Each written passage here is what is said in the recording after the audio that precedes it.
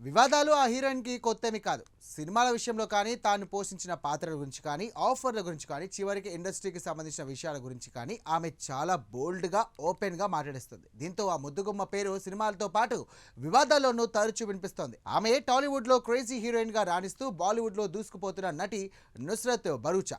ఇక తాజాగా ఆమె మరో వివాదంలో ఇరుక్కుంది. దీంతో ముస్లిం సంఘాలు ఆమెపై విరుచుకుపడుతున్నాయి. ఘోరమైనటువంటి పాపం చేసిన నుస్రత్ వెంటనే ముస్లిం సమాజానికి క్షమాపణలు చెప్పాలని, పశ్చాత్తాపం చెంది ఇక కల్మా పఠించాలని మౌలానాలు డిమాండ్ చేస్తున్నారు. ఇక మరోవైపు ప్రస్తుతం నుస్రత్ ఉజ్జయినిలోని మహాకాల్ ఆలయంలో భస్మాహారతిలో పాల్గొంటూ దైవ భక్తిలో మునిగిపోయినటువంటి వీడియో సోషల్ మీడియాలో బాగా వైరల్ అవుతోంది.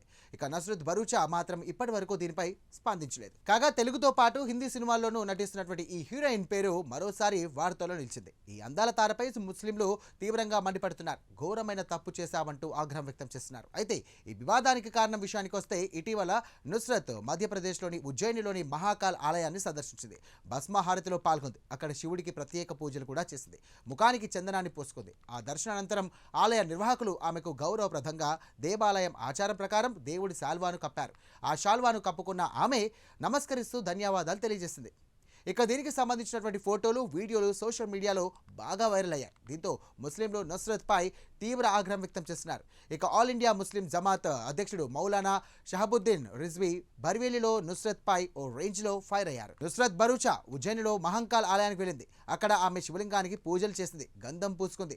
ఆమె అక్కడ మత సాంప్రదాయాలను అనుసరించింది. ఇక ఇలాంటి చర్యలకు ఇస్లాం ప్రాథమిక సూత్రాలకు విరుద్ధం. షరియా ప్రకారం నుస్రత్ ఘోరమైన పాపం చేసింది. ఆమె వెంటనే ముస్లిం సమాజానికి క్షమాపణలు చెప్పాలి, నటి పశ్చాత్తాపం చెంది కల్మా పఠించాలి అని మౌలానాలు డిమాండ్ చేస్తున్నారు. అయితే ఈ వివాదంపై నుస్రత్ ఇంకా స్పందించలేదు.